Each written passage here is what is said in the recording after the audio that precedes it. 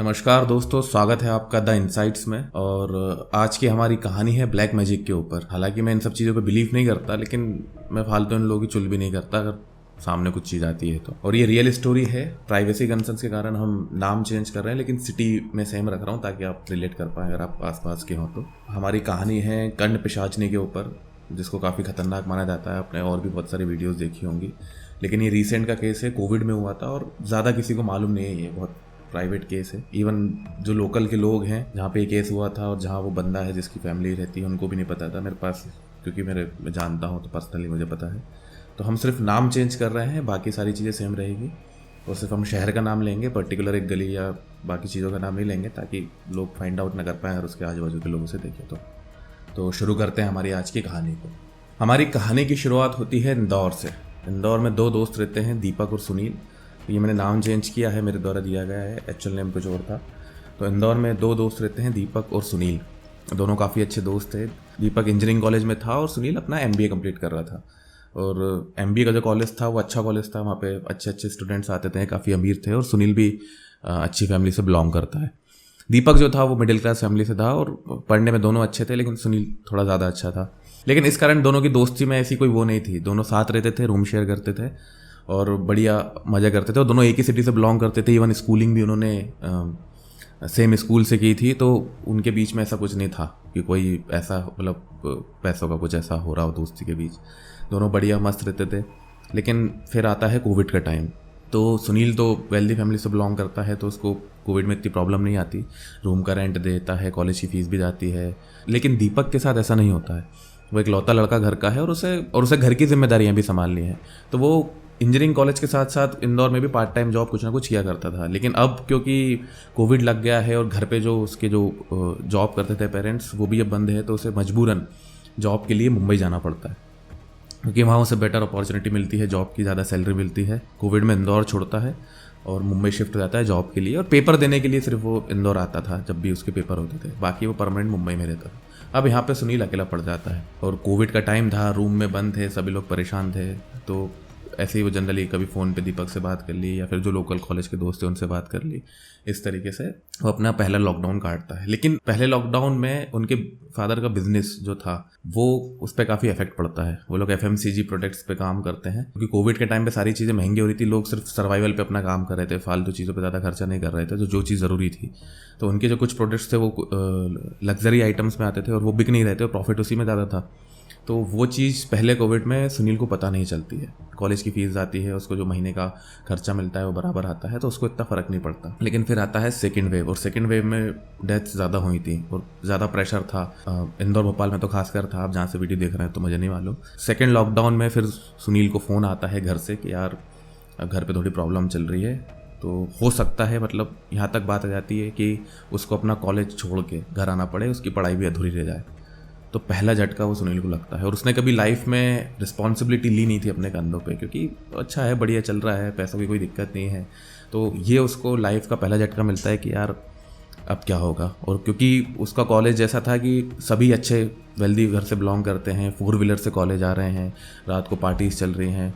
और इसी बीच में पता चलता है कि सुनील की जो गर्लफ्रेंड है उसका एक्चुअल में सीरियस रिलेशनशिप था इस कॉलेज में, और वो वहीं शुरू हुआ था जब वो कॉलेज में आए थे। उसको पता चलता है कि ये जो गर्लफ्रेंड है उसकी, वो उसके दोस्त के साथ भी उसका रिलेशनशिप है। और क्योंकि उसका वो थोड़ा लव एंगल था उसके साथ, तो उसको बड़ा हर्ट करता है। और साथ में फिर घर वाली प्रॉब्लम भी थी, और सेकेंड वेव में उसको कोविड भी हो जाता है। तो इतनी सारी चीज़ें, हो सकता है कई लोगों के लिए प्रॉब्लम बहुत नॉर्मल हो, लेकिन उसके लिए बहुत बड़ी बात थी, क्योंकि फर्स्ट टाइम उसने पूरी लाइफ में ऐसा कुछ फेस कर रहा था। और वो अकेला था, ना उसके पेरेंट्स उसके साथ थे, ना उसके फ्रेंड्स उसके साथ थे कुछ फ्रेंड्स थे, लेकिन कहते हैं ना सारी चीज़ें आप कुछ प्रॉब्लम हर फ्रेंड्स के साथ शेयर नहीं की जाती। एक था दीपक, वो मुंबई में था और फ़ोन पे इतनी बातचीत वो कर नहीं पा रहा था, रूम में अकेला बैठा रहता था, तो उसको समझ नहीं आ रहा था क्या करें। इसी बीच में फिर जब सेकेंड वेव ख़त्म होती है, उसकी तबीयत, कोविड में वो ऑलमोस्ट मरते मरते बचा था और अकेला था, दवाइयाँ खा रहा था। यहाँ तक कि जो कोविड की जो दवाइयों के पैसे थे उसने कुछ दोस्तों से उधार लिए थे, कुछ इधर उधर से उसने जुगाड़ किया था, पैसे ख़त्म हो चुके थे। तो फिर वो क्या करता है, वहाँ पे जॉब शुरू कर देता है, फूड डिलीवरी ऑनलाइन ऐप पे जो ऑर्डर करते हैं। तो एक किस्सा उसके साथ होता है जो उसे बहुत हर्ट कर देता है। उसके जो दोस्त लोग थे वो एक हाउस पार्टी अरेंज करते हैं, कॉलेज के 2 दोस्त लोग थे, और एक ऑर्डर आता है और उसे मालूम नहीं था कि मतलब फ्रेंड सर्कल था, बहुत बड़ा कॉलेज है। तो एक बंदा वहाँ पे हाउस पार्टी अरेंज करता है, बहुत बड़ा घर था, और वहाँ जाके वो फूड डिलीवरी करता है। तो उसकी जो क्लास के लोग थे वो उसमें से एक बंदा फूड लेने आता है और वो अंदर जाके सबको ही बता देता है, ऐसा make of fun of Sunil. तो वो अंदर जाता है और सुनील का मजाक बनाने के बोलता है कि यार वो देखो फूड डिलीवरी लेने आया है। तो कुछ लोग उसका मजाक उड़ाते हैं, कुछ लोग थोड़ा सा कहते हैं यार चलो ठीक है, होता रहता है। लेकिन वो चीज़ उसको बहुत हर्ट कर जाती है, क्योंकि वो ऐसे कॉलेज से था जहाँ लोग मर्सिडीज BMW से आ रहे हैं, और अब ऐसा दिन आ गया है कि उन्हीं लोगों के बीच फूड डिलीवरी का काम करना पड़ रहा है। तो वो चीज़ उसको बहुत हर्ट कर गई थी। फिर वो घर जाता है, बैठा रहता है, और उसके मन में फिर बहुत नेगेटिव ख्याल आने लगते हैं कि यार अब लाइफ में किया क्या जाए। घर से दूर है, और ग्रेजुएशन भी बीच में लगभग छूटने वाली है, फीस नहीं भरी है, कॉलेज वाले बार बार फीस का बोल रहे हैं। तो वो रूम पैक करता है, और इंदौर से उज्जैन की दूरी ज़्यादा नहीं है, वो उज्जैन की तरफ निकल जाता है, जो भी उसके पास थोड़े बहुत पैसे रहते हैं। और उज्जैन में महाकाल के मंदिर के पास रात के 12-12:30 बजे वो ऐसे ही जीनों पे बैठा रहता है, और वो नदी की तरफ देखता है कि क्या करें, कि मतलब उसके मन में सीधे सीधे ख्याल आता है कि कूद जाऊँ, कि घर छोड़ दूँ, कि चला जाऊँ, कि क्या करूँ। फिर वो थोड़ा सा वो खुद को संभालता है और थोड़ा उज्जैन में घूमने तरफ निकल जाता है कि अब वॉक करके आते हैं, थोड़ा ये चीज़ अच्छी नहीं है, ज़िंदगी से हारना अच्छा नहीं होता। तो फिर वो उठता है और उसे एक जगह जाके नागा साधु मिलते हैं, और वो थोड़ा सा होता है ना, अपन आउटस्कर्ट चले जाते हैं सिटी में, पेड़ वेड़ हैं और आग जल रही है। और उज्जैन में आपको बता दूं कि वहाँ पे जो क्रियाक्रम होता है, वहाँ पे जाके अस्थि विसर्जन होता है। उज्जैन एक बहुत बड़ा स्थल है, महाकाल का स्थल है, तो वहाँ पे नागा साधु भी आपको बहुत मिल जाते हैं। कुंभ में ज़्यादा आते हैं, लेकिन इन जनरल भी आपको वहाँ पे संत लोग ऐसे मिल जाएंगे। तो वो ऐसे ही घूमते घूमते एक सिटी से बाहर की तरफ जाता है, और वहाँ पे उसे 5-10 से नागा साधु मिलते हैं। और नागा साधु को मैं बता दूँ, पूरे शरीर पर उनकी राख होती है, यहाँ पे कुछ काला काला सा रहता है, बालों में जटाएं बंदी रहती है, देखने में बड़े खतरनाक लगते हैं वो, कुछ होते भी हैं खतरनाक। और कई बार कई लोगों के गलों में हड्डियाँ भी रहती है, हाथों में वो हड्डियों की ज्वेलरी पहनते हैं। और एक आग जल रही थी और वो लोग बैठे हुए थे, और वो नॉनवेज सब खाते हैं, वो कच्चा मांस भी खा जाते हैं, ऐसा मेरे को सुनने में आया। तो ऐसा कुछ वो लोग खा पी रहे थे, और क्योंकि ये इतना टेंशन में था कि ये वो दृश्य उसके लिए बहुत नॉर्मल था, तो वहाँ जाके उनके साथ बैठ जाता है। फिर एक नागा साधु उनसे पूछते हैं कि बच्चा बता क्या हुआ, तो उसको सारी प्रॉब्लम बताता है। तो वो कहता है कि लाइफ में होता है बेटा, हो जाएगा ठीक, ऐसी कोई दिक्कत वाली बात नहीं है। तो ऐसी बातचीत चलती है, और 2-3 घंटे के लिए वो सारी चीज़ें भूल जाता है, क्योंकि उसने कुछ एकदम नया देखा लाइफ में, ऐसा क्या है, और वो उससे डर भी नहीं रहा था। तो उनसे बातचीत करना शुरू कर देता है कि आप क्या करते हो, कहाँ जाते हो, कैसे रहते हो, और कैसा आपका खाना पीना होता है, आपके घर वाले कहाँ हैं। ये सब बातें उनके साथ चलती रहती है, और बातों बातों में उसे कंड पिशाचने के बारे में पता चलता है। और नागा साधु ऐसा क्यूरियोसिटी बताते हैं, क्योंकि नागा साधु पूरा काला जादू का काम करते हैं। जो भी उनकी जो क्रियाएं होती हैं, पूजा होता है, वो सब काला जादू से रिलेटेड होता है, और उनके लिए कर्ण पिशाचनी बहुत नॉर्मल बात है। लेकिन हम जैसे आप और मेरे जैसे आम आदमी के लिए कर्ण पिशाचनी कोई नॉर्मल बात नहीं है। और फिर वो बताते हैं कि कुछ जो बड़े बड़े संत हैं, जो संत बन के बैठे हैं, लेकिन उन्होंने काले जादू का यूज़ करके कर्ण पिशाचनी की सिद्धि प्राप्त की है, और वो लोगों का भविष्य बताते हैं। जो लोकल आपने देखे होंगे कहीं, या फिर जो कुछ टीवी पे आ रहा है, जो पॉपुलर हो रहा है, तो उन्होंने सुनील से कहा था कि उन्होंने कर्ण पिशाचनी की सिद्धि प्राप्ति की है। तो सुनील को लगा कि यार ये बड़ी अच्छी चीज़ है, और इससे मतलब क्योंकि लोग इतने पॉपुलर हो गए यार सिद्धि प्राप्त करके। तो वो उनसे पूछता है कि बाबा इसको कैसे कर सकते हैं। तो नागा साधु बोलते हैं इसके 2-3 तरीके होते हैं, और ये इसलिए बता रहे हैं उसको क्योंकि वो एक दोस्ती टाइप हो गई है। नाम किसी को नहीं मालूम बाबा का और सुनील का एक दूसरे को, लेकिन अब जब आप किसी के साथ 3-4 घंटे बैठे और उनको किसी से मोह माया से मतलब नहीं होता, तो आप अगर उनके साथ अगर आपकी अच्छी दोस्ती हुई तो आपको सब बता देते हैं। तो वो बताते हैं कि 3-4 तरीके होते हैं। एक 2 दिन की यज्ञ होता है, वो बहुत टफ होता है। उसके लिए पहले आपको नॉर्मल इंसान से ऊपर उठना पड़ेगा, एक संत बनना पड़ेगा, या फिर नागा साधु बनना पड़ेगा, जिसमें आप 2 या 3 दिन में उसको कर सकते हैं। एक 5 दिन की होती है, जिसमें अगर कोई पुजारी है, साफ सफाई से रहता है और लहसुन प्याज छोड़ के बिल्कुल भगवान के करीब, तो वो 5 दिन में कर सकता है। और आप और मेरे जैसे लोगों को अगर वैसी सिद्धि प्राप्त करनी है, कर्ण पिशाचनी को प्राप्त करना है, तो हमें 7 दिन की पूजा लगेगी। उससे भी है कुछ 14 दिन की, 15 दिन की, लेकिन 7 दिन एक ऐसा टाइम था कि एक नॉर्मल आदमी के लिए टफ है, लेकिन सबसे शॉर्टेस्ट वे वही है कि 7 दिन में आप उसको सिद्धि प्राप्त कर सकते हो। तो वो उनसे पूछता है, तो वहाँ नागा साधु रुक जाते हैं और उसको बोलते हैं कि नहीं बेटा, मैं तुझे ये नहीं बताऊंगा। क्योंकि होता क्या है कि हम लोग, आप जैसे मेरे लोग, ऐसी चीज़ों पे इजीली बिलीव नहीं करते। और अगर हमने मजाक मस्ती में भी उसको ट्राई कर लिया कि 2-3 दिन बैठ गए, चलो कर लेते हैं, दोस्तों के साथ बता दिया, तो अगर वो आधी भी प्राप्त हो गई तो वो ज़िंदगी भर की मुसीबत बन सकती है। तो वो उसको नहीं बताते हैं, कहते तुम एक काम करो, बहुत हो गया। नागा साधु थोड़ा सा वहाँ कहते हैं कि यार ये अब इसको इंटरेस्ट जग रहा है और ये चीज़ इसके लिए अच्छी नहीं है, तो तुम यहाँ से जाओ। तो सुनील वहाँ से निकलता है और वापस अपने घर रूम पे जाता है इंदौर में, और वही रोज़मर्रा की ज़िंदगी उसकी शुरू हो जाती है। ऐसे करके उसको 1-1.5 महीना और निकल जाता है। लेकिन उसकी प्रॉब्लम कम नहीं होती। उधर बिजनेस ड्रॉ डाउन हो रहा था, वहाँ से पैसा आ नहीं रहा था, और फूड डिलीवरी की जॉब में भी ऐसा कोई खास उसको मिल नहीं रहा था, और ग्रेजुएशन कंप्लीट हुई नहीं थी।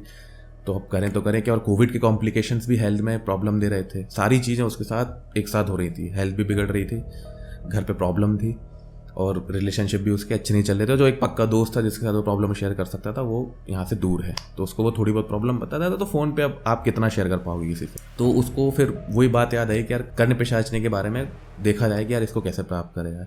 हालांकि उसको भी बिलीफ इतना नहीं था शुरू में कि यार ऐसा कुछ होता होगा, लेकिन कहते ना कि डूबते को तिनके का सहारा, वो वाली बात थी। तो भैया वो इंटरनेट पे सर्च करना शुरू कर देता है कि कैसे करें, और इंटरनेट पे उसको इतनी जानकारी मिलती नहीं है। तो कुछ तांत्रिक विद्या की जो बुक्स होती हैं वहाँ पे जाके पढ़ना शुरू कर देता है, और जो इस टाइप की जो काले जादू की जो किताबें मिलती हैं PDF डाउनलोड कर लेता है, दुकानों पे जाके करता है। इवन उज्जैन जाता है, उज्जैन में बहुत जगह पूछता है कि यार कर्ण पिशाचनी के मिले। तो ऐसे करके उससे कुछ सोर्सेज से उसे एक 7 दिन की वो प्रोसेस उसे मिलती है। किसी में आधी प्रोसेस लिखी है, किसी में कुछ लिखा है, किसी में मंत्र लिखा है कि मंत्र का दिन भर बैठ के जाप करो, किसी में हवन करने को लिखा है, किसी में कुछ अलग लिखा है। तो वो करके सारी चीज़ें इकट्ठी करता है, कुछ चीज़ें इंटरनेट से कॉपी करता है, और ऐसे करके वो एक प्रोसेस बनाता है कि यार उसको कोई एक बुक में सारी नहीं मिलती, वो धीरे छोटी छोटी चीज़ें सारी जगह से उठाता है और बोलता है कि यार 1 हफ्ते वाली प्रक्रिया में करके देखता हूँ। सारी चीज़ें वो इकट्ठे करता है, और रूम में एक वो लोहे का जो हवन करने का जो आता है वो सामने रखता है। आजू बाजू जो भी उसमें दिया गया था, चावल रखना है, फूल रखना है, सारी चीज़ इकट्ठी करके पहले दिन वो बैठ जाता है। तो पहले उसमें कर्ण पिशाचनी की सिद्धि प्राप्त करने के लिए, जैसे अपन नॉर्मल घर में हवन करते हैं, हवन सामग्री घी ये सब छोड़ते हैं, उसमें ऐसा नहीं था। उसमें बहुत अजीब चीज़ें लिखी हुई थी। अब उसमें लिखा हुआ था कि पहले तो आपको एक पेज पे 1000 बार उस मंत्र को लिखना है, और उस मंत्र को ऐसा नहीं कि पेन से लिख दिया या इंक से लिख दिया, उसमें आपको खून से लिखना है। अब खून तो ऐसे कोई काटे तो वो इंजेक्शन खरीद के लाता है, और क्योंकि अब लाइफ में कुछ था नहीं, परेशान था, तो वो इंजेक्शन निकालता है जैसे अपन ब्लड टेस्ट के लिए निकालते हैं, उसको एक शीशी में भरता है और इंक वाले पेन से वो ऐसे करके मंत्र को लिखने लगता है।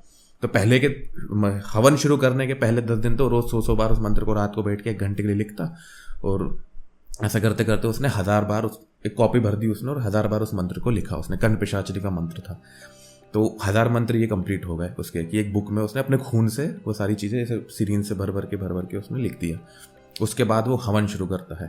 तो हवन में ऐसा नहीं है कि आप जैसे अपने आम की लकड़ी यूज़ करते हैं और चंदन डाला जाता है हवन सामग्री में, घी का वो हवन सामग्री बनाई जाती है, लेकिन उसमें बिल्कुल उल्टा ही था।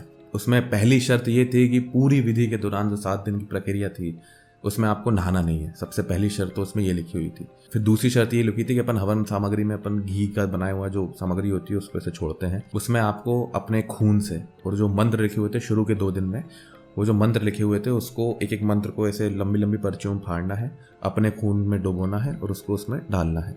अब क्योंकि सुनील इतने सारे इंजेक्शन से खून निकाल चुका था तो उसको ऐसे दिक्कत नहीं होती। वो एक आधा गिलास 1 गिलास खून निकालता है और हवन में बैठता है, लकड़ियों में आग जलाता है और उस मंत्र को फाड़ फाड़ के अपने खून में डिप कर करके हवन सामग्री में छोड़ना शुरू करता है, और साथ में उन्हीं मंत्रों का जाप भी करता है रात भर। तो शुरू के 2 दिन तो उसको कोई ऐसा फील नहीं होता है, लेकिन तीसरे दिन से जब वो प्रोसेस पढ़ता है कि तीसरे दिन क्या करना है तो काफ़ी दिक्कत हो जाती है, और वो सोचता भी कि यार इसको कंटिन्यू करूँ कि नहीं करूँ। लेकिन तीसरे दिन से जो सिद्धि प्राप्त करने की जो प्रोसेस थी वो बहुत टफ हो जाती है। उस प्रोसेस में ये सीधा सीधा लिखा था कि तीसरे दिन से जब आप उस प्रोसेस में हो, तीसरे दिन से जो आप सिद्धि प्राप्त करने के लिए हवन कर रहे हो, तो सूरज डूबने से पहले आपको घर में आना है और सूरज उगने के बाद ही आपको घर से निकलना है। मतलब जब जब अंधेरा रहेगा आपको उस रूम के अंदर ही रहना है जहाँ पे आप उस सिद्धि की प्राप्ति के लिए उस क्रिया को कर रहे हो। तो वो उस चीज़ को भी फॉलो करता है, लेकिन वहाँ से चीज़ें बहुत टफ हो जाती हैं। उसमें लिखा था कि जब आप दूसरे दिन की क्रिया को ख़त्म करते हो तो उस दिन सुबह का आपको मल मूत्र इकट्ठा करना है और उसे एक डब्बे में या बॉटल में रख के उसको घर में रखना है। और फिर तीसरे दिन से वो हवन, वो जो क्रिया थी, उसने बलि मांगना स्टार्ट किया था। उसमें लिखा था कि कोई भी एक जानवर की बलि उस हवन सामग्री में उसे बाकी दिन तक चढ़ानी पड़ेगी। तो ये देख के सुनील थोड़ा सा सोचता है कि यार ये कहाँ फंस गया हूँ मैं। लेकिन वो कहते हैं ना कि विनाश काले विपरीत बुद्धि, वो भी करता है। मुझे समझ नहीं आया कि उसने ये कर कैसे लिया। तो वो जनरली चिकन शॉप पे जाता है, चिकन खरीद के ले आता है, नॉर्मल चिकन, क्योंकि ये तो खाने वाले जानवर है तो कोई इस पर इतना डाउट नहीं करता। तो वो चिकन खरीद के लाता है, कई बार कबूतर पकड़ लेगा, ऐसे करके वो लाता है, उनको काटता है और उनके छोटे छोटे पीसेस करके कोई मंत्रों के साथ ब्लड में डुबो के उसको जो जो जानवर वो लाया था, चिकन हुआ या कबूतर हुआ, उनके छोटे छोटे टुकड़े करके सबको उनको पीसेस को लेके उस जानवर की डेड बॉडी को मंत्रों के पर्चे को लेके खून में डुबो के हवन सामग्री में वो हवन करने लगता है। अगर आप किसी हवन सामग्री में ये सब चीज़ें डालेंगे तो ऑब्वियस सी बात है उसमें से अजीब सी बदबू आएगी, लेकिन तीसरे दिन से ही उस आग में से एक खुशबू आने लगी थी। और मतलब ऐसी खुशबू थी कि अगर आप उसके पास से निकल जाओ तो आप डेफिनेटली उसकी तरफ अट्रैक्ट होगे। ऐसा उसने मुझे बताया अपनी स्टोरी में। तो वो सब चीज़ें ये शुरू करता है। और सबसे टफ उसमें मुझे लगा कि यार आपको तीसरे दिन से जो प्रक्रिया थी, आपको उस हवन में जाने से पहले एक तो आप 3 दिन से नहाए नहीं हो, आपको पूरे कपड़े उतारने हैं, अंडरवेयर भी नहीं पहननी, पूरे कपड़े उतारने हैं, और जो मल मूत्र आपने इकट्ठा किया है उसे आपको अपने पूरे शरीर पे लगाना है। इस चेहरे से लेके पूरे शरीर पे आपको लगाना है। एक तरीके से वो शुद्धि था उस हवन में बैठने के लिए। जैसे अपन बैठते हैं अपने नॉर्मल घरों में हवन में, या तो आपको नहलाया जाता है, बेल्ट वेल्ट उतरवा देते हैं कि यार ये सब चीज़ें हैं, धोती कुर्ता पहन के कॉटन के कपड़े पहन के बैठो, तो आपकी शुद्धि की जाती है। सेम चीज़ वहीं थी, लेकिन वो मल मूत्र से की गई थी। फिर आपके बगल में इधर जानवर कटा हुआ रखा है, इधर आपका ही खून रखा है, कुछ मंत्र हैं कागज़ पे लिखे हुए, वो भी आपके ही खून से लिखे हुए हैं। उन मंत्रों को, पर्चियों को लेना है, जानवर के टुकड़े लेने हैं, खून में डुबोना है, हवन सामग्री में डालना है। दिखने में कितना बुरा लगेगा, लेकिन आप यकीन मानो कि उसने मुझसे ऐसा बोला है कि उस मल मूत्र से और उस हवन जो चीज़ें पड़ी हुई थी उसमें से उसको खुशबू आ रही थी। अगर कोई भी जानवर, कोई भी नॉनवेज आप 2 घंटे के लिए हवा में छोड़ दो तो उसमें से बदबू आना तय है, ये पक्की बात है। लेकिन उसके साथ ऐसा नहीं हो रहा था। और उस दिन, तीसरे दिन से जब भी वो हवन करते करते करते करते वो उसको पता नहीं चलता उसकी नींद कब लग जाती, लेकिन जब वो सुबह उठता तो उसकी सारी चीज़ें गायब रहती थी। मंत्रों को और उसका जो खून इकट्ठा किया था उसने धीरे धीरे इंजेक्शन से निकाल के वो छोड़ के, वो जो जानवर था जो पूरा हवन सामग्री में डाला हुआ था वो पूरा राख हो जाता है। और अंदर कहीं रूम में धुआं भी नहीं दिखता उसे, और एक अजीब सी खुशबू आने लगती है। उसको ऐसा एहसास तो नहीं होता कि कोई उसके पास आ रहा है, लेकिन पता नहीं क्यों उसको अच्छा लगने लगता है कि यार, कहता ना कभी कभी अपन बहुत अच्छी गहरी नींद ले लेते हैं, या कभी ऐसी दौड़ लगा के आते हैं, या कुछ फिजिकल एक्टिविटी कर लेते हो, अच्छा लगता है। तो उसको बस उस दिन बहुत टाइम बाद, 2 साल के कोविड पार करने के बाद, कुछ लाइफ में कुछ चेंज नहीं आया था उसके, लेकिन उसको बहुत बेटर फील हो रहा था। एक अजीब सी उसके मन में खुशी थी कि यार चलो बढ़िया है। चौथे दिन भी वो वही चीज़ रिपीट करता है, 5वें दिन भी वही चीज़ रिपीट करता है। रोज़ अपने शरीर पे वो मलमूत्र को लगाता है, और चौथे 5वें दिन तक तो वो खुशी से लगाता है। जाके हवन में बैठता है, कभी वो कबूतर पकड़ लेता है, कभी चिकन खरीद लाता है, कभी मछली खरीद लाता है, छोटी छोटी मछलियाँ जो जिंदा थी उनको जिंदा ही वो उसमें छोड़ देता। ये सब वो करने लगा था, और इन सब से उसका डर मिट गया था। जो पहले हेजिटेशन थी उसके अंदर शुरू के 2 दिन बाद, तीसरे दिन, चौथे दिन, 5वें 6ठे दिन तक वो हेजिटेशन दूर हो गई थी। और हमेशा का यही था, वो जब जब हवन करता उसको पता नहीं चलता वो कब सो गया है, और सुबह उठता उसको सारी चीज़ें नॉर्मल दिखती। जो भी चीज़ वो लाया था सारी चीज़ें उसके लिए, मतलब उसको इवन रूम तक साफ मिलता, बस उसके मंत्र और जो खून का जो बर्तन था घट्टो उसको छोड़ के, मल मूत्र वगैरह, उसका शरीर भी काफ़ी हद तक साफ हो जाता। जो बदबू आनी चाहिए थी और जो उसका जो मल लगा हुआ था वो सब पता नहीं क्या था, उसको सुबह सब साफ दिखता। तो ये देख के उसको बड़ा सही लगता है कि यार ठीक है, बढ़िया है, अच्छा चल रहा है, कुछ नहीं तो अच्छा तो फील ही हो रहा है। तो ऐसे करके वो 7 दिन तक अपनी पूरी प्रक्रिया कर लेता है। अब उसे ये नहीं पता था कि ये करने के बाद कितने दिन बाद कर्ण पिशाचनी या जो भी है वो आती है। और हाँ, कर्ण पिशाचनी का मैं एक और बता दूं कि आप उसे, मतलब मुझे उसमें पता चला तो उसके द्वारा कि आप उसे 3 तरीके से आप उसे अपनी तरफ बुला सकते हो। या तो आप उसे माँ के स्वरूप में बुला सकते हो, या तो आप उसे बहन के रूप में बुला सकते हो, या तो आप उसे अपनी वाइफ के रूप में। अब शादी हुई हो नहीं हो उससे कोई मतलब नहीं, गर्लफ्रेंड वर्लफ्रेंड का चक्कर यहाँ नहीं चलता काले जातों में। आपको उसे एज अ वाइफ ही मानना पड़ेगा। तो एज अ वाइफ सुनील उसको जो सिद्धि है उसमें वो एज अ वाइफ उसको उसमें प्रक्रिया में बोल देता है कि मुझे ऐसा वाइफ चाहिए। और आपको इमेजिन करना पड़ता है कि वो दिखने में कैसी होनी है, मतलब दिखने में कैसी होगी, वो गोरी होगी, छोटी होगी, हाइट कैसी होगी, बाल कितने होंगे और वज़न कितना होगा। आपको एक एक स्पेसिफिक डिटेल आपको बतानी पड़ेगी कि वो कैसे। अगर आपने बोल दिया कि 7 उंगलियां हैं तो उसके 7 होंगी, 10 हैं तो 10 उंगलियां उसकी होंगी, मतलब एक हाथ की 10 उंगलियां, फिर इधर 5 उधर 5 अलग। तो आपको एक एक स्पेसिफिक डिटेल आपके मन में क्लियर होनी चाहिए, कितनी हाइट होगी, कितना वेट होगा और कौन सी भाषा होगी, ये सारी चीज़ें आपको क्लियर करनी होगी। तो एज अ वाइफ वो बोलता है हर जो स्वरूप है उसका कर्ण पिशाचनी का, उसकी अलग डिमांड है। माँ अगर वो बन के आ रही तो उसकी अलग डिमांड है, बहन बन के आ रही तो उसकी अलग डिमांड है, और एज अ वाइफ बन के आ रही है तो उसकी अलग डिमांड है। ऐसे करके 7 दिन तक सुनील अपनी पूरी प्रक्रिया पूरी करता है। हवन उसका जो प्रक्रिया है, जो उसकी जो मंत्रों के पर्चे बने हुए थे, जो उसका ब्लड इकट्ठा किया गया था। 4 दिन तक जो अपनी जानवरों को जो समाधि में चढ़ाता है वो काट काट के छोटे छोटे टुकड़े करके वो सब चीज़ें क्लियर हो जाती हैं। ये सब चीज़ें वो उसमें अपनी कंप्लीट कर लेता है और 8वें दिन वो सारी चीज़ें समेट के बाहर कर देता है। अब 9वें 10वें दिन तक उसको कोई ऐसा फील नहीं होता, लेकिन 11वें दिन जैसे ही वो रूम में अपने घुसता है और जाके अपने पढ़ाई के लिए बैठता है तो हल्की सी ना उसको फुसफुसाने की आवाज़ आने लगती है। मतलब उसको ऐसा लगता है कि कोई ऐसे हवा यहाँ से निकली यहाँ से निकल गई, ऐसा उसको फील होता है। और उस चीज़ से उसको डर नहीं लगता, बट जैसे अगर रूम में अकेला बैठा है और रात का टाइम है, पढ़ रहा है या फिर सो रहा है, तो इधर से कोई हवा आई और इधर से चली गई और चला गया, और फिर उसके साथ कुछ अजीब हरकतें होने लगी इवन दिन में भी, कि जैसे वो किसी से बात कर रहा है तो उसको ये इंट्यूशन हो जाता है कि ये मुझसे क्या बोलने वाला है। और क्योंकि अब कई बार हम भी प्रेडिक्ट कर लेते हैं कि यार ये तो यही बोलेगा, लेकिन उसके साथ धीरे धीरे करके जब ये दिन गुजरते गए, 4 दिन हो गए, 5 दिन हो गए, 10 दिन हो गए, ये उसके साथ हर व्यक्ति के साथ होने लगा कि जो भी व्यक्ति उसके सामने आता वो उसको प्रेडिक्ट कर लेता है कि यार ये ऐसा बोलने वाला है। पता नहीं उसके मन में ऐसी उसको समझ में आता है कि यार ये ऐसा होने वाला है, या फिर ये मुझसे ऐसा बोलेगा, या फिर ये मुझे झूठ बोल रहा है, सच बोल रहा है। सारी चीज़ें उसको एकदम क्लियर थी और इस चीज़ का उसको अपनी पढ़ाई में, अपनी जॉब में काफ़ी फ़ायदा भी मिलता है। और फिर कुछ टाइम बाद, मतलब 15-20 दिन बाद, जब वो घर में जाता है और सोता है तो उसको एक सपना आता है। उसको सपना आता है कि एक बहुत ही खूबसूरत सी लेडी उसकी तरफ आ रही है और उससे कुछ चीज़ों की डिमांड है। वो बोलती है कि जिस चीज़ की तुमने सिद्धि प्राप्त की है अब वो पूरी तरीके से 100% तुम्हारे साथ है और वो इसी रूप में तुमसे आगे मिलेगी, लेकिन उसकी कुछ डिमांड है। कर्ण पिशाचनी, मैं आपको बता दूं कि कोई देवी देवता नहीं है। अगर हम ह्यूमन रेस को लें कि जैसे हम ह्यूमन चेन में सबसे ऊपर हैं, फिर नीचे जानवर आते हैं, अगर हम भूत पिशाच इसमें लें कि भूतों के अगर लेवल में हम देखा जाए कि ब्लैक मैजिक में देखा जाए तो कर्ण पिशाचनी सबसे निचले स्तर पे आती है। कि अगर उसकी कोई डिमांड है तो वो सबसे निचले स्तर की जो होती है ना, कि अपन जो नीच आदमी जो होता है वो किस तरीके की उसकी सोच होती है, तो भूतों में सबसे कर्ण पिशाचनी सबसे सबसे नीचे आती है।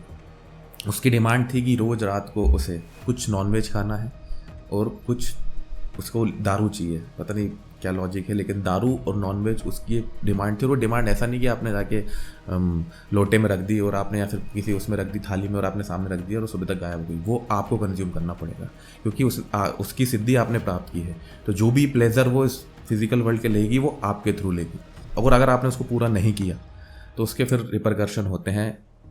अगर आपने, क्योंकि अगर जैसे सुनील ने उसको हल्के पे ले लिया था कि अरे मैं नहीं पीता दारू मारू ये सब हो गया, लेकिन जब वो सुबह उठता था उसका सर बहुत हैवी था, उसके यहाँ पे स्क्रैचेस पड़े हुए थे, उसका मतलब 4 दिन बाद उसका फैटी लीवर आ गया था जब वो डॉक्टर के पास जा गया, और उसको प्रॉब्लम आना शुरू हुई थी फिजिकली भी, वेट पुट ऑन होना शुरू हो गया था। और ये बहुत नॉर्मल चीज़ है, अगर आप इसका डॉक्टर से इलाज कराओगे तो ऐसा लगेगा कि नॉर्मल है, लेकिन इसका रीज़न कुछ अलग ही था।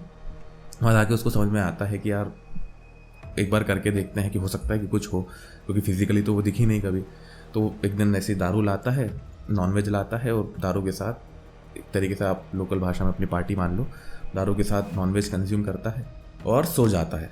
और जब वो सुबह उठता है तो उसके शरीर पे जो भी स्क्रैचेस थे और जो भी उसको फिजिकल प्रॉब्लम थी उसमें उसको थोड़ा सा रिलीफ मिलता है। अब ये बड़ा अजीब कनेक्शन है कि फैटी लीवर है और दारू पीने से उसको रिलीफ मिल रहा है। अब लेकिन जो है सो है, तो वो सोचता है कि यार क्या ही जा रहा है, कुछ हुआ है, कुछ अपन ने सिद्धि प्राप्त की है तो उसकी कुछ डिमांड होगी, दे देते हैं, उसमें क्या ही ज़्यादा मांग रहा है व्यक्ति सामने वाला।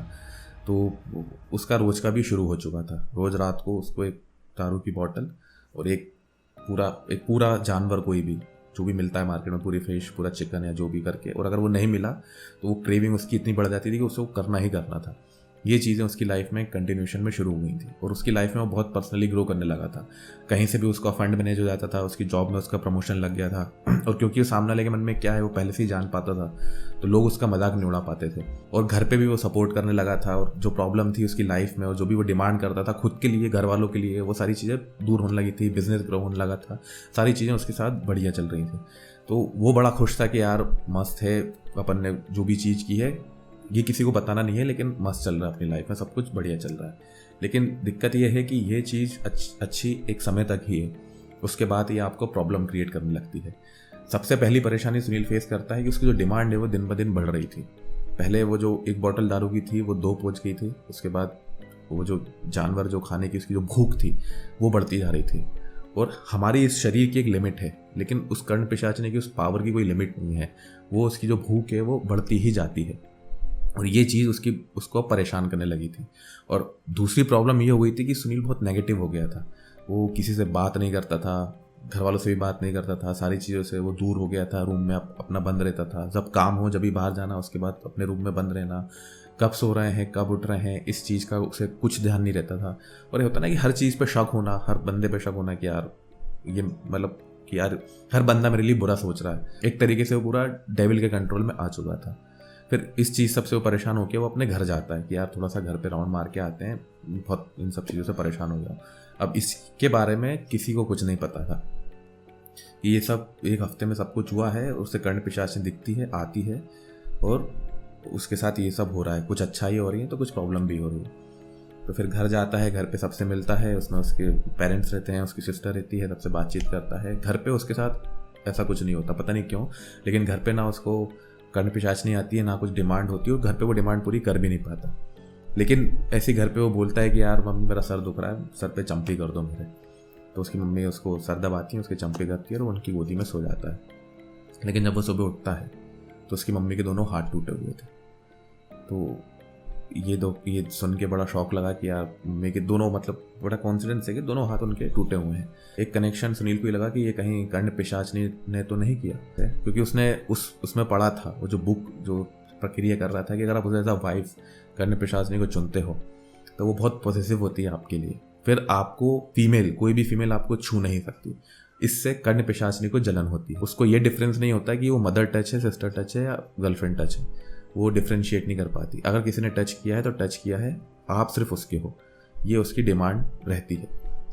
लेकिन वो सोचता है कि यार ऐसा थोड़ी ना होगा यार, सब छोड़ो वो तो है। तो वो हाथ टूट गया था तो कुछ दिन घर में वो रुकता है ताकि उनकी हेल्प कर पाए। लेकिन सेम इंसिडेंट फिर उसकी सिस्टर के साथ होने लगते हैं कई बार, जैसे कि मतलब बहुत नॉर्मल सेट है, जैसे सुनील जा रहा है क्रॉस रोड से, सिस्टर के सर पे से टपली मार दी तो पता चला कि दूसरे तीसरे दिन उसका सर फूट गया, कहीं गिर गई, स्कूटी से गिर गई, कुछ हो गया। तो फिर सुनील तो और डर जाता है कि यार ये मेरी, अगर मैं अपनी फैमिली के साथ रहूँगा तो ये मेरी फैमिली के लिए ज़्यादा डेंजरस है। तो वो वहाँ से अपना बैग पैक करता है और वापस रूम में आता है, और ये चेक करने के लिए, ये कर्ण पिशाच नहीं कर रही है कि जस्ट कई बार दिन बुरे चलते हैं एक साथ, घर में सबकी तबीयत खराब हो जाती है, कई बार होता है ना कि अपन सबको एक साथ चोट लग गई, ऐसा कुछ कोइंसिडेंस हुआ। तो वो इंदौर जाता है और एक प्लान बनाता है ये चेक करने के लिए कि ये सब जो एक्सीडेंट उसके घर में हो रहे हैं, खासकर उसकी मदर के साथ और उसकी सिस्टर के साथ, कि ये कर्ण पिशाचनी ने ही किए हैं कि बस ये एक कोइंसिडेंस है। प्लान थोड़ा सा उसका रिस्की था, लेकिन वो इंदौर जाता है और एक प्रोस्टिट्यूट को वो कॉल करता है किसी के थ्रू कि यार चेक करने के लिए कि इसके साथ अपन रिलेशन बना के देखते हैं, और फिर चेक करते हैं कि अगर उसके साथ मेरा फिजिकल रिलेशनशिप और उसके साथ कुछ डैमेज होता है तो पक्का कर्ण पिशाचनी ने ही ये सब किया। तो प्रोस्टिट्यूट उसके घर आती है, रात उसके घर रुकती है, जो भी काम है फिजिकल वो लोग अपना करते हैं, और सुबह सुबह वो उसको छोड़ देता है। अब सुनील को ये नहीं पता था कि कर्ण पिशाचनी किस हद तक जा सकती है। उसने सोचा कि थोड़ा बहुत डैमेज होगा, अगर होगा भी तो, कि हाथ टूट गया, कुछ छिला गया, गिर गया, ऐसा कुछ। तो वो जो प्रोस्टिट्यूट के घर आई थी वो लिफ्ट न लेके जीने की तरफ से नीचे उतरना शुरू करती। सुनील बाय द वे मैं आपको बता दूं कि बिल्डिंग के 7th और 8th फ्लोर पे ऊपर रहता था, सबसे टॉप पे रूम लेके। तो वो जो है वो लिफ्ट न लेके जीनों से नीचे उतरना शुरू करती है, और जीने की रेलिंग पे खड़े होके डायरेक्ट नीचे की तरफ कूद जाती है। और ये देख के पूरी बिल्डिंग वाले उसके आसपास खड़े हो जाते हैं कि ऐसा क्या हो गया, कि उस मतलब एक तरीके से लोगों को लग रहा था कि उसने खुद की जान ले ली है। लोग बाग उसके आसपास इकट्ठे होते हैं तो उसकी आंखें इतनी बड़ी बड़ी फटी हुई थी और ऐसा इशारा कर रही थी कि कुछ ऊपर है। आपने देखा होगा कि चारों तरफ जीने हैं, बीच में पूरा ऐसा होल बना हुआ है, तो वहाँ से वो कूद जाती है और ऐसे वो इशारा करती है। उसके लास्ट रिएक्शन ये थे कि ऐसे ऊपर कुछ है।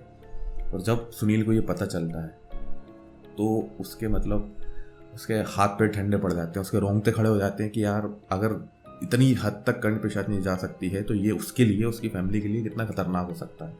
और यहाँ जाके उसको ये एहसास होता है कि उसने कितनी बड़ी गलती कर दी, और इससे इस कर्ण पिशाचनी से सब पीछे हटना पड़ेगा। इसको जो भी उसने सिद्धि प्राप्त की है, इसको अब उसे हटाना पड़ेगा अपनी लाइफ से पूरी तरीके से। उसने सिद्धि तो प्राप्त कर ली थी, लेकिन इसको हटाना कैसे ये उसको पता नहीं था। और क्योंकि कर्ण पिशाचनी का उसके ऊपर पूरा कंट्रोल था, यह फाइंड आउट भी नहीं कर पा रहा था कि कर्ण पिशाचनी को हटाया कैसे जाए अपनी लीव से। जो उसने सिद्धि प्राप्त की है उसको कैसे हटाया जाए अपने ऊपर से, जो उसका कंट्रोल है उसको कैसे हटाया जाए। क्योंकि जब भी वो रिसर्च करता है, किसी बाबा से बात करता, तो कर्ण पिशाचनी को कंट्रोल करती है और वहाँ से वो उठ के वहाँ से चले जाता, और उसे ये उसके हाथ पैरों पर उसका कंट्रोल ही नहीं रहता। वो जो कुछ सवाल पूछने जाता है वो कुछ और, उनसे कुछ भी इधर उधर की बातें करता है और वापस आ जाता है। यहाँ जाके उसको समझ नहीं आता, एक तरीके से वो एक लूप में फंस चुका था। और रोज रात को जब सुनील सोता तो उसको उसका जो रूटीन था दारू चिकन, और अब कर्ण पिशाचने की डिमांड फिजिकल हो चुकी थी। उसको फिजिकल नीड की ज़रूरत थी जो एक वाइफ और एक गर्लफ्रेंड को होती है अपने हस्बैंड से या बॉयफ्रेंड से। तो वो चीज़ भी अब सुनील को पूरी करनी थी, और वो धीरे धीरे इतनी एग्रेसिव हो गई थी कि वो अब एन्जॉयमेंट नहीं, वो एक उसके ऊपर बोझ बन गया था, एक पेन होने लगा था उसे कि यार ये तो एक ना हेडेक हो गई, प्रॉब्लम हो गई कि साला ये भी करना है अब लाइफ में। इसी बीच में दीपक, क्योंकि जॉब के अब 1 साल हो चुके थे, वो 15 दिन की छुट्टी लेके अपने घर आता है। और क्योंकि ये दोनों भोपाल से बिलोंग करते हैं और इंदौर में वहाँ रहते हैं, तो उसका प्लान रहता है कि यार इंदौर में इसको मैं सुनील के पास जाऊँगा और यहाँ से हम भोपाल चले जाएंगे अपने घर पे। तो दीपक जब सुनील के रूम में आता है और नॉक करता है तो सुनील गेट खोलता नहीं है, और क्योंकि दोनों रूममेट रह चुके थे, दीपक के पास एक पुरानी चाबी उसके पास पड़ी हुई थी। और जब वो गेट खोलता है और जब अंदर जाता है तो दीपक के सामने ऐसा नज़ारा होता है, वो देख के इतना डर जाता है उसको देख के कि ये सुनील के साथ क्या हो रहा है। जब जब भी रात होती है और सुनील सोने जाता है तो उसको तो नहीं पता उसके साथ क्या हुआ है, लेकिन जब दीपक उसको देखता है तो वो पूरा नंगा ऐसा बिस्तर पे पड़ा हुआ है, उसके हाथ में यहाँ पे यहाँ पे यहाँ पे यहाँ पे कट लगे हुए हैं और पूरे रूम में खून फैला हुआ है। और जैसे जब जब क्योंकि सुनील जब सुबह उठता है तो वो सारी चीज़ उसको साफ मिलती है और हल्की हल्की यहाँ पे कट वट मिलती है, तो इतना ध्यान नहीं देता कि ऐसा कुछ हुआ उसके साथ। लेकिन जब दीपक उसको देखता है तो उसको समझ नहीं आता है कि यार ये सब भैया क्या है ये इसके साथ, तो उसको उठाता है। और उस टाइम पे जब वो उसको देखता है कर्ण पिशाचनी उसके साथ रिलेशनशिप बना रही होती है ड्रीम में, फिजिकली ऐसा कुछ नहीं दिखता लेकिन सुनील को पूरा फील होता था वहाँ पे। तो वो उसको उठाता है कि अरे उठ उठ क्या हो गया, उसको लगा कि कुछ एक्सीडेंट हो गया कुछ हो गया। तो सुनील एकदम भरा के उठता है, फिर उसको समझ में आता है कि हड्डियाँ पड़ी हुई हैं रूम में कोने में, बहुत सारी दारू की बोतल पड़ी हुई हैं। उसको लगा कि ये टेंशन में आके एडिक्ट हो गया है और गलत संगत पे पड़ गया। तो उसको बहुत पूछता है कि यार क्या हुआ है क्या हुआ है, कुछ बता। इनकी रात भर बात होती है और एक दिन जब सुबह होती है तो सुनील फिर थोड़ा होश में आता है, सूरज निकलता है, तब जाके वो दीपक को बताता है कि यार मेरे साथ ऐसा ऐसा हुआ है इन 2 सालों में, और फिर मैंने ये कदम उठाया, कर्ण पिशाचनी के बारे में मुझे पता चला और मैंने ये सिद्धि प्राप्त की है और अब मेरे साथ ही प्रॉब्लम हो रही है। वो प्रोस्टिट्यूट वाला उसको हादसा बताता है और उसको ये बताता है कि यार वहाँ जाके मुझे रियलाइज़ हुआ है कि ये चीज़ कितनी खतरनाक है मेरे लिए, मेरी फैमिली के लिए, और मुझे किसी भी तरीके से इससे दूर जाना है, मेरी मदद करो, कुछ भी करे यार भाई मेरी मदद कर। अब दीपक हालांकि बिलीव तो नहीं करता इन सब चीज़ों पे, क्योंकि मैं भी अगर कोई मुझे ऐसा बताएगा तो बिलीव तो नहीं करूँगा, लेकिन क्योंकि दोस्त है तो वो एक उज्जैन में ही पंडितों के पास जाता है और जगह जगह बात करता है, तो जनरली कई लोग इसे कुछ भी आशीर्वाद दे दिया, बबूत दे दी, कुछ भी कर दिया। तो इसी बीच में वो जब सुनील से पूछता है कि यार तुम मुझे बता रहे थे तुम नागा साधु से मिले हो, तो वो तुम्हें कहाँ मिलेंगे? वो कहता है यार मुझे एग्जैक्ट रास्ता तो नहीं मालूम, मैं तो टेंशन में था, ऐसे घूमते घूमते चला गया, वो मिल गए। तो ये लोग वही सेम डे को रिपीट करते हैं, उस घाट पे जाते हैं, 1:30-2 बजे तक बैठते हैं और फिर ऐसे घूमने निकल जाते हैं। तो उन्हें वो नागा साधु तो नहीं मिलते, लेकिन वहाँ पे बहुत सारे साधु जैसे घूमते होते हैं और एक नागा साधु को एक और ग्रुप उन्हें मिलता है और वहाँ जाके वो उन्हें बताते हैं कि यार साधु बाबा हमारे साथ ऐसी ऐसी दिक्कत हो गई है और ये सुनील है, हमको किसी भी तरीके से सिद्धि से दूर होना है। तो पहले तो नागा साधु जो होते हैं वो उनको काफ़ी डांट फटकार लगाते हैं कि तुम्हें पता नहीं है कि कर्ण पिशाच नहीं, तुम सिद्धि प्राप्त कर लो और उसको तुम छुड़ा भी लो कुछ करके, तो भी वो 7 जन्मों तक हर जन्म में तुम्हें परेशान करने आएगी जब जब तुम ऐसा ह्यूमन के रूप में जन्म लोगे, चाहे लड़का हो चाहे लड़की हो। और जब तुम सिद्धि भी प्राप्त कर लोगे तो मोक्ष प्राप्ति की तरफ नहीं जाओगे, कर्ण पिशाच तुम्हारी आत्मा को नीचे नर्क के नीचे पाताल लोक में और गहराई में ले जाएगी और वो 7000 साल तक तुम्हारी आत्मा को कैद रखेगी। ये उसमें था, ये सुनील नहीं पढ़ा था, ये उन लोगों को पता था जो लोग इस चीज़ में बहुत ज्ञानी थे और बहुत डीप थे। तो नागा साधु ने पहले बता दिया था सुनील को कि तुम ये जो तुम्हारी ज़िंदगी के हैं, तुम सिद्धि कुछ भी पूजा करके तुम अपनी ज़िंदगी तो बता लोगे, लेकिन आने वाले जो तुम्हारे जन्म हैं ये प्रॉब्लम तुम्हें हर जन्म में फेस करनी पड़ेगी। और जब तुम्हारे जन्म कंप्लीट हो जाएंगे और तुम्हारी आत्मा जो है वो स्वर्ग में या नर्क में या मोक्ष की तरफ जानी चाहिए, वो वहाँ नहीं जाएगी, वो कर्ण पिशाचनी की गुलाम हो चुकी होगी। ये तुमने बहुत बड़ी गलती कर दी अपनी लाइफ में। अब ये सुन के तो दोनों बहुत डर जाते हैं, लेकिन सुनील कहता है कि बाबा अभी जो मेरे साथ प्रॉब्लम है वो तो एटलीस्ट मेरे फैमिली तो सेफ रहेगी, मेरी तो छोड़ो, जो होगा देखा जाएगा। तो वो एक बहुत बड़े महंत जी रहते हैं उज्जैन में मंदिर में, उनका वो एड्रेस देते हैं कि तुम वहाँ जाओ, मेरा नाम लेना और उनको पूरी परेशानी बताना, वो तुम्हारी परेशानी सॉल्व कर देंगे। तो वो दोनों वहाँ जाते हैं, दूसरे दिन उनसे बात करते हैं। तो महंत जी सबसे पहले बताते हैं कि ये प्रॉब्लम अपने घर पे बताओ, क्योंकि इसमें ये एक सुपर नेचुरल पावर है और सुपर नेचुरल पावर ही सुपर नेचुरल पावर को काटती है। जब आप घर वालों को बताते हो तो घर वालों की जो केयर आपके प्रति होती है वो एक तरीके से फाउंडेशन बनाती है आपके आजू बाजू प्रोटेक्शन का, कि जैसे आपने घर वालों को बताया, अपने पेरेंट्स को बताया कि मेरे साथ ऐसी ऐसी प्रॉब्लम है और मुझे ये चीज़ परेशान कर रही है, तो वो लोग उनकी जो चिंता होती है ना और वो जो प्रेयर करते हैं भगवान के सामने, वो एक इनविजिबल एनर्जी आपके आजू बाजू क्रिएट करते हैं जो नेगेटिव चीज़ों से फाइट करने में मदद करती है। तो इसी रीज़न के कारण उनको बताते हैं कि यार, और उनको एक चीज़ बताना कि तुम्हारे साथ ऐसा ऐसा हुआ है और तुमने ऐसा ऐसा किया है, ताकि उनको सारी चीज़ें पता हो। और फिर मैं 1 हफ्ते बाद तुम्हारे घर आऊँगा और वहाँ हम इस चीज़ के सॉल्यूशन निकालने की बात करेंगे।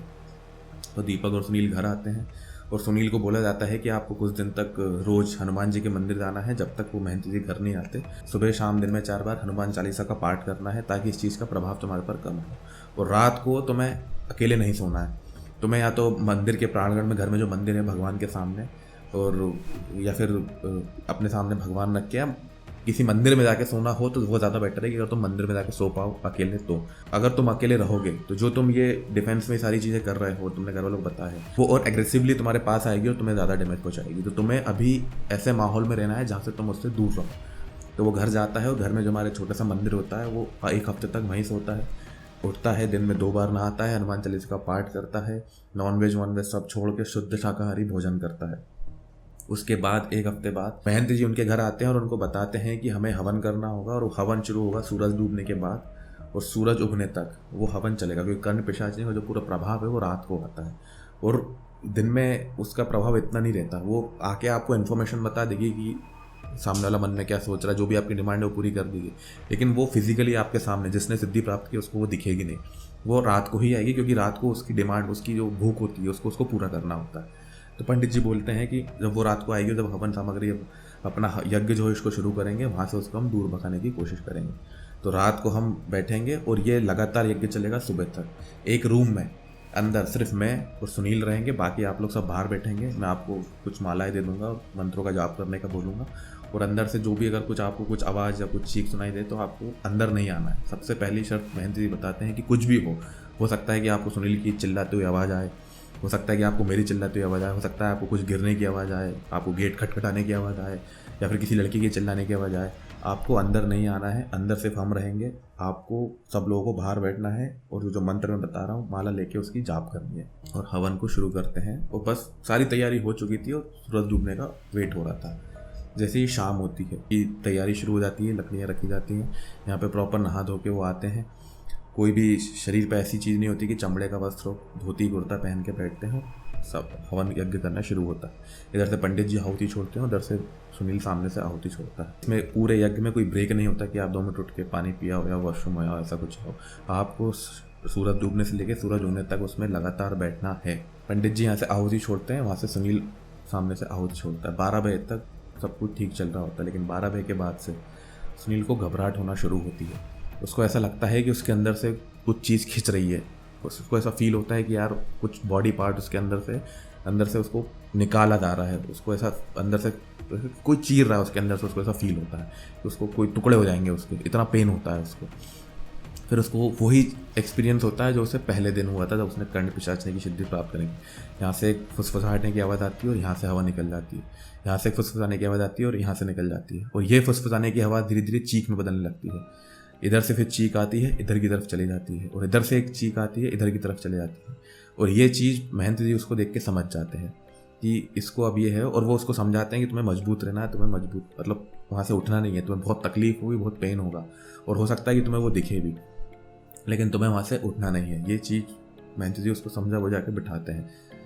यज्ञ शुरू होता है, चलता रहता है। उसकी जो चीखें होती हैं कानों की, वो धीरे धीरे बढ़ती जाती हैं, और एकदम उसे सामने से एक लेडी दौड़ती हुई ऐसे आती है और ऐसे घूमती हुई नजर आती है। अब क्योंकि यज्ञ जब शुरू कर रहे थे पंडित जी, तो आजू बाजू एक चावल की और आटे की वो सर्कल बनाते हैं शुद्धिकरण करने के लिए। तो कर्ण पिशाचिनी उसके अंदर आ नहीं पाती, लेकिन वो दौड़ना स्टार्ट करती है। धीरे धीरे इतनी देर दौड़ने लगती है कि उसकी हवा उन लोगों को फील होती है कि आजू बाजू हमारे कुछ दौड़ रहा है। इवन महंत जी को भी वो फील होने लगता है कि यार कर्ण पिशाचिनी अब इस रूम में आ गई है, और सुनील को तो दिखती है क्लियरली, और वो कोशिश करती है कि सुनील को पकड़ के वहाँ से उठा ले। सुनील को ये दिख रहा है कि वो उसको पकड़ के वहाँ से उठा ले, लेकिन वो अंदर आ नहीं पाती। वो जो यज्ञ चल रहा होता है उसके कारण वहाँ पे एक आजू बाजू एक इनविजिबल एनर्जी बन जाती है, जिसके कारण वो अंदर आ नहीं पाती। लेकिन वो उस रूम से बाहर भी नहीं जा पा रही थी। यज्ञ चलता रहता है। ये पूरा सिनेरियो सुनील के सामने 1 घंटे तक चलता है। वो आजू बाजू दौड़ती रहती है। फिर महंत जी अपने फाइनल जो मंत्र थे उनका जाप शुरू करते हैं और आहुति लगातार जैसा है वो यज्ञ में चलती रहती है। वहाँ कर्ण पिशाचिनी धीरे धीरे उस सर्कल से दूर जाती रहती है और जैसे जैसे वो दूर जाती है उसकी चीखने की आवाज़ बहुत तेज होने लगती है। और यहाँ पे फिर सुनील को, महंत जी को कर्ण पिशाचिनी दिखने लगती है और बाहर जो लोग बैठे थे उनको अजीब अजीब सी आवाज़ें सुनाई देती हैं अंदर से। जैसे कोई चिल्ला रहा है, कोई रो रहा है, कोई हंस रहा है, कोई बर्तन फेंक रहा है। और फिर वो जो दौड़ने की जो कर्ण पिशाचिनी का जो था वो सर्कल धीरे धीरे बड़ा होता जाता है। वो इतना बड़ा हो जाता है कि वो रूम छोटा पड़ता है और वो दीवालों पे दौड़ने लगती है। और जब वो दीवालों पे दौड़ने लगती है तो वहाँ पैरों के निशान उसको दिखने लगते हैं और पैरों के निशान से ब्लड जो है वो नीचे गिर रहा होता है और कर्ण पिशाचिनी की चीख बहुत बढ़ जाती है। ये पूरा हवन रात भर चलता है और सुबह जब फाइनल सूरज की पहली किरण उठती है तो कर्ण पिशाचिनी सुनील को ये बोल के जाती है, इस जन्म में तो तुमने मुझसे छुटकारा पा लिया, लेकिन मैं हर जन्म में तुम्हारे पास आऊंगी और एक दिन तुम्हारी आत्मा को अपने साथ नीचे पाताल लोक में, नर्क के भी नीचे अपने साथ ले जाऊंगी। और सुनील ये सब सुन के बेहोश हो जाता है। महंत जी उसे उठाते हैं, बाहर ले जाते हैं। बाहर घर वालों की इतनी बुरी हालत थी, सब रो रहे थे, सबकी हालत ख़राब थी कि अंदर क्या हो रहा है। और जब वो बेहोश था और पंडित जी उसको बाहर लाते हैं तो वो घबरा जाते हैं कि कहीं हमारे लड़के को कुछ हो ना गया हो। फिर उनको बताते हैं कि एक नॉर्मल चीज़ है, जब इतना सब कुछ आदमी देखता है तो दिमाग पे थोड़ा सा असर पड़ता है। उसके बाद पानी के छींटे मारे जाते हैं, उसको पानी पिलाया जाता है, थोड़ा बहुत खाना पीना दिया जाता है। फिर पंडित जी उसको बोलते हैं कि ये हमने कर्ण पिशाचिनी छुटकारा नहीं पाया है, ये हमने सॉल्यूशन निकाला है कि तुम इससे दूर रहो। ये जब चाहे जब वापस आ सकती है और इसका वापस आना नहीं आना तुम्हारे ऊपर डिपेंड करता है। और डे टू डे लाइफ में तुम्हारे जो आचार विचार रहेंगे उससे ही डिपेंड करेगा कि कर्ण पिशाचिनी वापस तुम्हारी जिंदगी में आती है या नहीं आती है। तुम्हें हर नेगेटिव चीज़ से दूर रहना है। जो भी कर्ण पिशाचिनी की डिमांड थी कि दारू, नॉनवेज, तुम्हें एक शुद्ध जीवन जीना है अब पूरी जिंदगी भर। तुम्हें रोज़ मंदिर जाना है, हनुमान चालीसा का पाठ करना है, व्रत रखना है और जितना शुद्धिकरण अपने जीवन में अपना सको अपना। उसके बाद पंडित जी उसको एक तावीज़ देते हैं पहनने को, एक रुद्राक्ष देते हैं और हाथ में कलावा बांधते हैं कि ये चीज़ें कुछ दिन तक तुम्हें सपोर्ट करेंगी और हो सके तो इस तावीज़ को, रुद्राक्ष को ज़िंदगी भर पहनना। और वो वहाँ से चले जाते हैं। उसके बाद वो घर वालों को भी अकेले में बोल के जाते हैं कि उसको थोड़ा सा कुछ दिन तक अपने साथ रखना और एक पॉजिटिव वाइब में रखना। ऐसा नहीं कि कुछ गलती हो गई है तो आप उसको थोड़ा सा प्रेशराइज कर रहे हैं, क्योंकि अभी बहुत क्रूशल टाइम है। कर्ण पिशाचिनी कभी भी किसी भी वक्त वापस आ सकती है। उसका खुद का बिलीफ हो जाएगा, उसकी सोल मजबूत हो जाएगी, तो फिर कर्ण पिशाचिनी इतनी आसानी से वापस नहीं आएगी। ये बोल के पंडित जी वापस चले जाते हैं। फिर उसके घर वाले और दीपक सुनील को ये समझाते हैं कि अब तुम्हें ज़िंदगी भर भगवान की भक्ति करनी है, हनुमान जी की पूजा करनी है, रोज़ मंदिर जाना है, एक सादा शुद्ध जीवन जीना है और ज़िंदगी में कुछ अचीव करना है तो वो हार्डवर्क और डिसिप्लिन के थ्रू करना है, ना कि आप ऐसे शॉर्टकट अपनाने के चक्कर में पीछे चले जाओ और ऐसी नेगेटिव एनर्जी के पीछे चले जाओ ताकि लाइफ में कुछ कैपिटलिस्टिक वर्ल्ड में कुछ अचीव करने के लिए आप अपनी सोल को ही बेच दो। जो एक्चुअल गोल है, जहाँ आपको मोक्ष की प्राप्ति करनी है, वो तो आपने दांव पे लगा दिया और दुनिया को दिखाने के लिए आपने कुछ ऐसी चीज़ें प्राप्त कर ली जिसने आपकी पूरी लाइफ और आपकी पूरी फैमिली को बर्बाद करने की ताकत होती है। ये सब उसको समझाया जाता है। कुछ दिन तक सुनील घर वालों के साथ रहता है।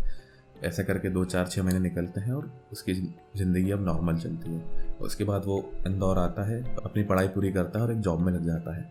अभी वो एक नॉर्मल लाइफ जी रहा है, भगवान की भक्ति करता है।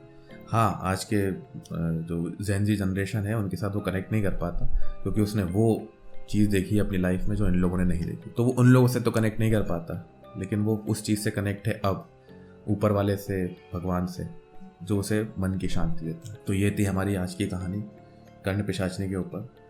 और मेरे भी आपसे एडवाइस है कि अगर आपको कैसा कुछ सुनने में मिलता है कि यार अपन ये सिद्धि प्राप्त कर लेते हैं, ये कर लेते हैं, या नागा साधु के पास बैठ के या काला जादू कर लेते हैं, भले आप बिलीव करें या नहीं करें, लेकिन ऐसी चीज़ों में ना जाएं तो अच्छा है। क्योंकि बिलीव करते हैं तो आप जाएंगे नहीं कि यार इस चीज़ का एंड रिजल्ट अच्छा नहीं है, और अगर बिलीव नहीं भी करते हैं तो भी जाने का कोई मतलब नहीं निकलता। और अगर वो चीज़ सही निकल गई तो आपका जीवन बर्बाद ही होगा और उसका आपके जीवन पे जो नेगेटिव असर पड़ेगा वो इस कहानी के थ्रू आप समझ सकते हैं। तो इस नोट पे ख़त्म करते हैं हमारी आज की कहानी।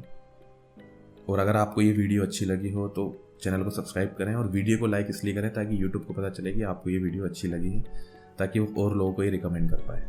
धन्यवाद।